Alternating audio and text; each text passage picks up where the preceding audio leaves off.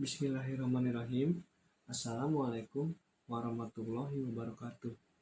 Perkenalkan, nama saya Dava Kamal Rizvi, mahasiswa aktif Prodi Ilmu Komunikasi dari Universitas Islam Syekh Yusuf, Kota Tangerang. Di sini, saya akan membahas atau mempresentasikan tentang efektivitas komunikasi interpersonal dalam kegiatan belajar dan mengajar. Yang pertama, dalam proses pemberian pemahaman kepada manusia atau biasa dikenal transfer ilmu, dibutuhkan komunikasi yang baik dan mudah dipahami antar pelaku interaksi. Melalui tahap komunikasi inilah, manusia akan mengalami fase pengamatan, memperhatikan, dan melakukan pencatatan semua tanggapan yang diberikan oleh pemberi pesan. Ketika manusia menginjak masa kanak-kanak, sampai dengan masa dewasa ini, mereka akan terus-menerus mencari jati diri atau identitas dirinya. Manusia mulai belajar atas apa yang ada di lingkungannya, seperti lingkungan sekolah, wisata, ataupun tempat tinggal sendiri. Pada proses belajar, pengenalan inilah manusia mulai mengenal sesuatu yang baik maupun yang buruk. Karena itulah, manusia perlu diberikan pemahaman tentang sesuatu yang baik, yang berguna bagi dirinya, dan yang buruk, yang mungkin perlu dihindari dari dirinya. Sehingga tidak akan mudah terjerumus kepada suatu perbuatan yang melanggar aturan norma sosial dan norma hukum. Dengan komunikasi, akan menyampaikan informasi, ide, ataupun pemikiran, pengetahuan, konsep, dan lain-lainnya kepada komunikan, dengan mengharapkan persamaan persepsi, sehingga melalui komunikasi, manusia akan mendapatkan pemahaman tentang tujuan proses pengenalan tersebut. Selain itu, melalui proses komunikasi, anak-anak juga akan dapat menambah pengetahuan, pengertian, dan pengalaman. Yang selanjutnya, menurut Harold Laswell dalam Jalaluddin Rahmat tahun 2005, menjelaskan tentang bahwa komunikasi sebagai penyebar luasan informasi melakukan persuasi dan melaksanakan instruksi. Sehingga di dalam proses komunikasi dapat terjadi persamaan persepsi antar kedua belah pihak, adanya pengetahuan dan perubahan perilaku.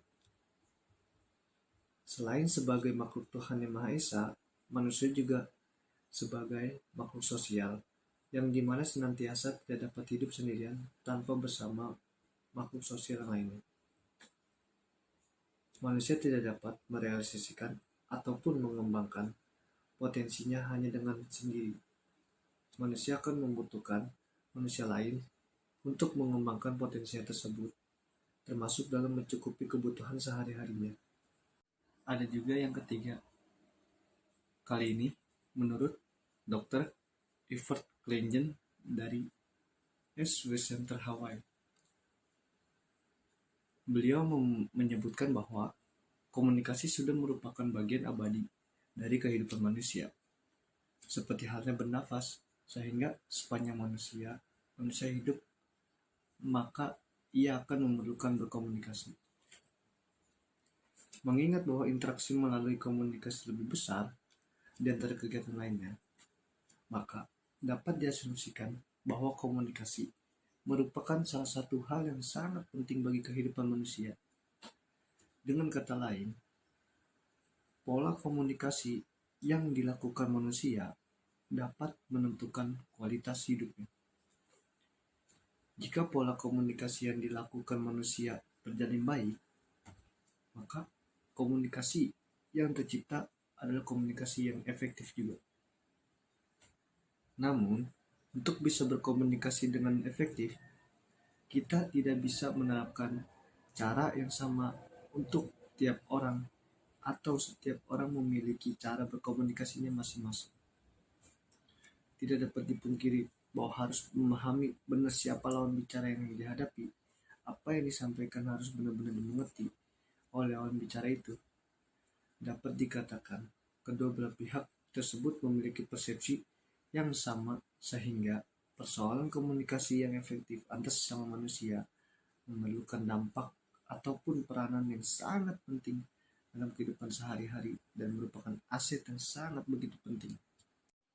Baik, kali ini yang terakhir dari pembahasan saya. Kali ini, menurut Jalaluddin Rahmat dalam buku Psikologi Komunikasinya pada tahun 2005, dia menyebutkan bahwa suatu jalinan dapat menentukan harmonisasi. Jalinan yang dimaksud yakni merupakan jalinan antar sesama individu yang terbentuk melalui komunikasi. Baik itu jalinan bersifat formal maupun jalinan bersifat informal. Salah satu bentuk komunikasi yang dapat membentuk keharmonisan antar sesama individu adalah komunikasi interpersonal. Pada hakikatnya, setiap manusia sering melakukan komunikasi antar sesama individu. Umumnya, komunikasi interpersonal itu sangat-sangat sering terjadi, karena itu antar orang perorangan selalu berusaha agar mereka lebih dekat satu sama lain. Proses tahapan komunikasi tersebut dilakukan dengan maksud sebagai upaya memenuhi kebutuhan bekerja sama dengan orang lain.